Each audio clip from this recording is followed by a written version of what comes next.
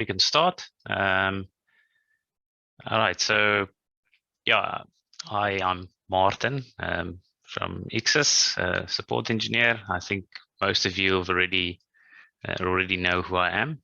Yeah, so in this, it's probably going to be a relatively short webinar. Just want to discuss our latest release, just maybe do a little bit of a demo, and then we can take some questions from you guys as well. Yeah, so there is a Q&A section as well that you can use, where you can ask some questions, and we'll get to them after the webinar, or you can just hold on to that question afterwards, and then we'll go through that. Okay. All right, so I think we can start. Yeah, so this is the IXUS 2023.2 release. So I'll just go to the next slide. So the highlights for this release is essentially these, what you can see over here. So as you can see, it's not a very big update. I'm of course joking. It was a enormous update. So the focus for this was obviously this unified antenna model support, which I'll go through in a bit more detail, and then as well direct X11 support. So previously the 3D rendering drivers was limited to OpenGL. So now we've added direct X11 support as well, but I'll speak a bit about that as well, and some bug fixes. Okay. All right. So yeah. So what we have, well, as you know, that antenna models are becoming quite a bit more complex compared to how it was like a few years ago, or a bit more than a few years ago. So these days we do get this situation where we have antennas that is quite complicated or complex, with multiple different configurations that how they can be used.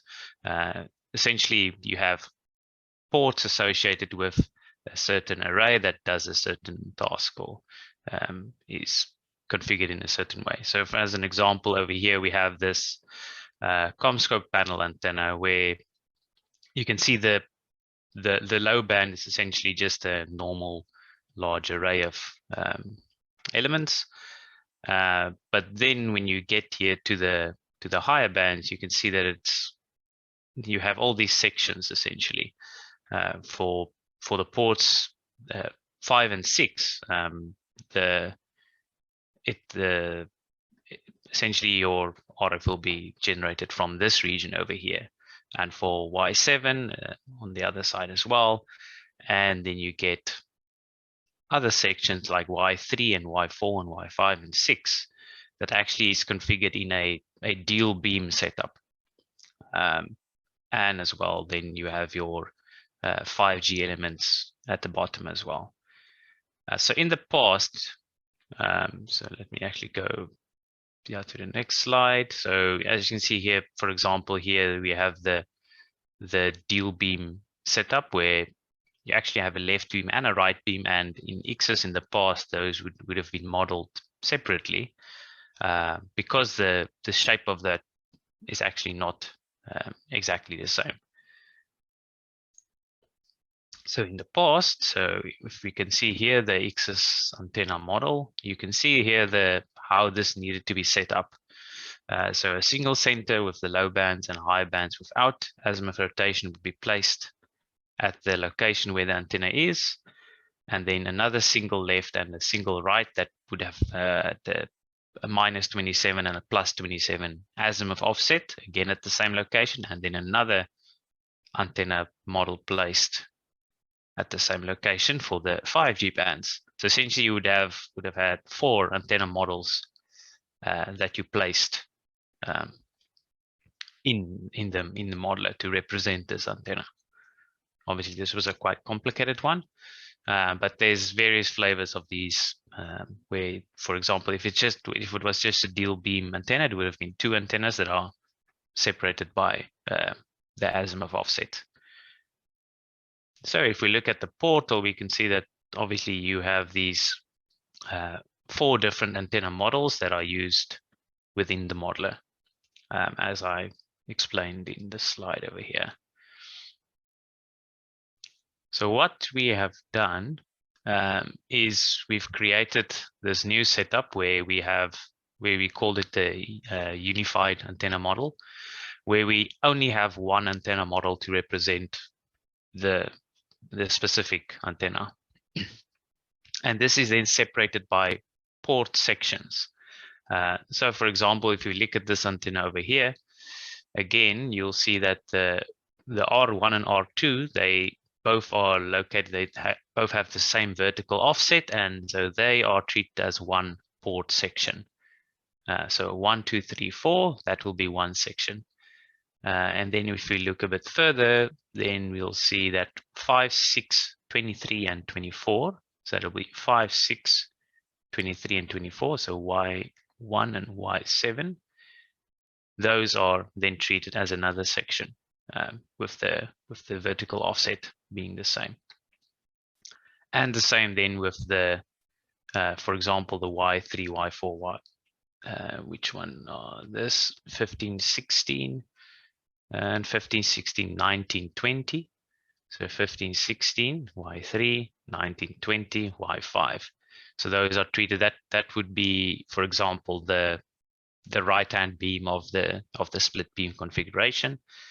And then the Y17, 18, and 21, 22.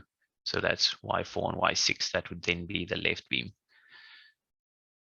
Yeah, so that is then everything captured in one antenna model that you would use in the modeler. Yeah, so by exciting these ports, you'll generate the plus 27 beam. So that will be those. And the same for the minus 27 beam as an example. And for here, we get the 5G beam sets. So 7, 8, 9, 10, 11. So if we look over here, that section over there, Y2, and this section 25 to 32. Okay, and that's essentially it. So then I'll just quickly demonstrate this in the modeler. Let me just get the model open. There you go. Okay, so here we have just a mock site available, and we have this antenna model. So if I open this one, select details, obviously on the other screen. So here you'll see that this is that antenna model that we just mentioned, and you have your different sections here applied. So this is one antenna where that's at the moment the right-hand beam as well as one of the 5G elements arrays are excited at the moment. Okay, so for example, if we would select,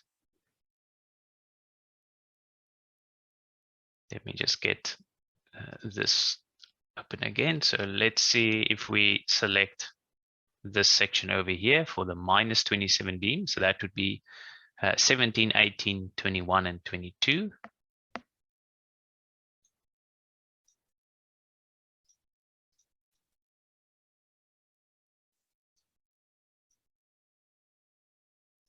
So 17, 18, 21, 22, and obviously you need to also select the specific frequency that you want to use there, or the technology. So let's just select DCS. And then we can select our tilt and our power levels, and then select OK.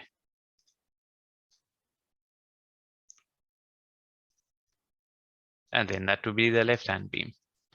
So then you can add all these different sections, or that is associated with the ports essentially, if you apply the correct power levels to correct ports, then or port sections actually, that antenna is then just one antenna model that will represent everything that this antenna is capable of. So let's have an example where you add some more.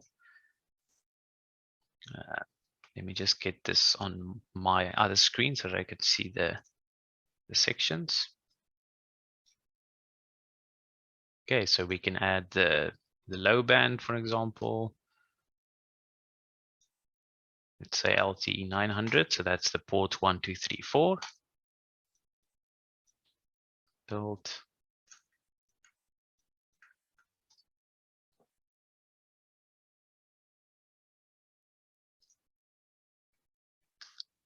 And then for, let's say, just a normal configuration, Y1 and Y7, so that would be 5, 6, and 23 and 24. That's over there.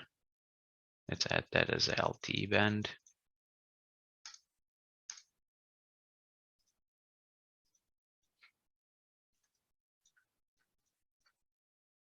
And then let's add a 5G configuration as well. Let's go for that.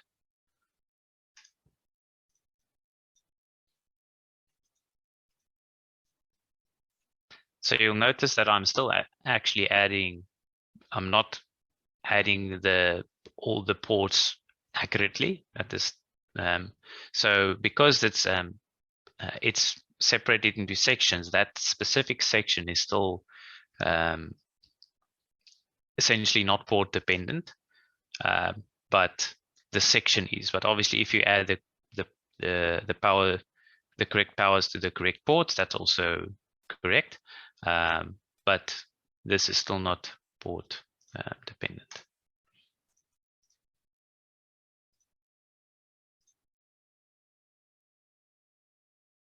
And there we have the antenna model or the simulation. Okay. I'll just continue with the presentation now, and then we can ask some more questions at the end.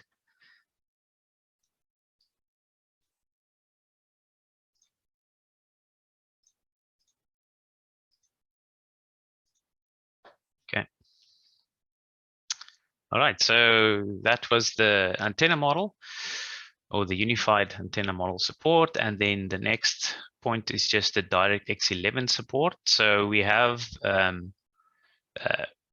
recently we have found that some machines, especially that do not have dedicated graphics cards, like laptops with only integrated graphics, was struggling with essentially there was a with the OpenGL, it didn't quite work well with the hoops engine that we are using.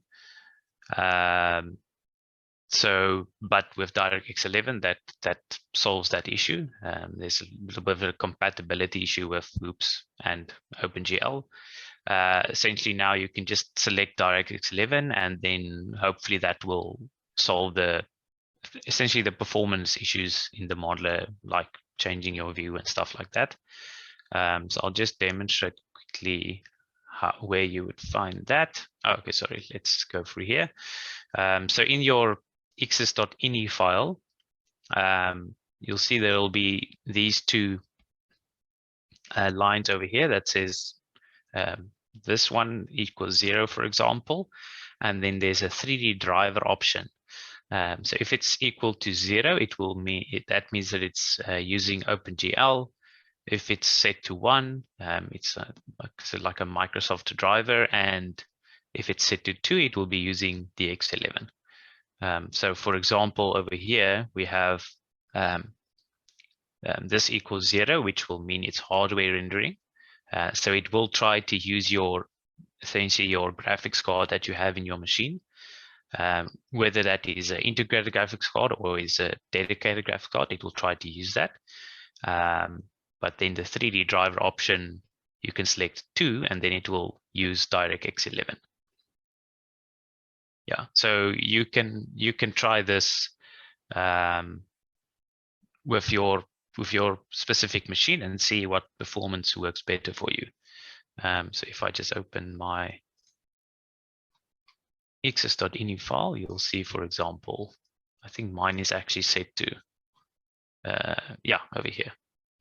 So there's rendering options. So this is hardware rendering, and this is the X11.